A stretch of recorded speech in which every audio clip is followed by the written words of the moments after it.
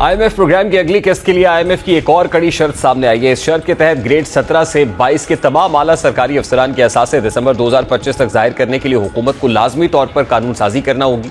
ये बज़ाहिर एक इंतजामी नौयत का इकदाम है, लेकिन दर हकीकत ये शर्त मुल्क के माशी नज़्म व नस्क और हुकूमती साख से जुड़ी हुई है। माहिरीन मईशत के नज़दीक आईएमएफ समझता है कि जब तक रियासती मशीनरी में शफाफियत नहीं होगी और बदउनवानी को इदाराजाती तौर पर रोका नहीं जाएगा, तब तक माशी इस्लाहात पायदार नहीं हो सकती, क्योंकि आम तासुर यही पाया जाता है कि आला ब्यूरोक्रेसी के कई अफसरान अपने असल असासे जाहिर नहीं करते, जिनसे एहतसाब का अमल कमज़ोर पड़ता है।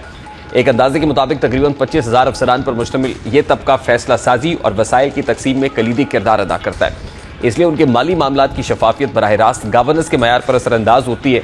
माहिरीन मईशत के मुताबिक आईएमएफ की शर्त का बुनियादी मकसद पाकिस्तान में गवर्नेंस को मजबूत और करप्शन के इम्कानात को महदूद करना है।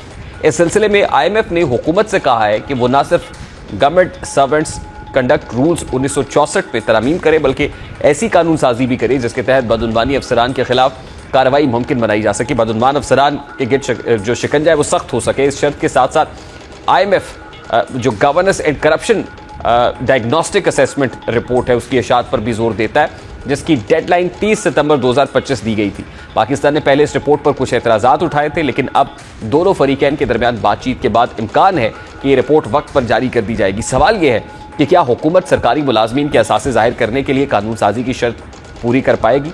अमली तौर पर यह एक मुश्किल मरहला होगा, क्योंकि ब्यूरोक्रेसी के अंदर इस शर्त पर सख्त रद्दअमल आने का इम्कान है। ताकतवर अफसरशाही अमूमन अपने माली मामलात को खुफिया रखने को जो है तरजीह देती है, और ऐसे में असासाजात की मुकम्मल तफसील आवाम के सामने लाना आसान अमल नहीं होगा।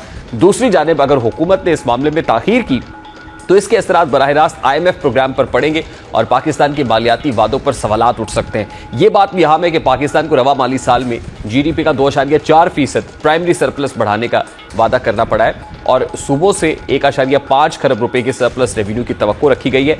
ऐसे हालात में आईएमएफ का जोर गवर्नेंस इस्लाहात पर है, ताकि वसाइल का बेहतर और शफाफ इस्तेमाल यकीनी बनाया जा सके। जाहिर है हुकूमत के लिए एक टेस्टर है कि हुकूमत ब्यूरोक्रेसी को नाराज करेगी या फिर आईएमएफ को राजी कर पाएगी।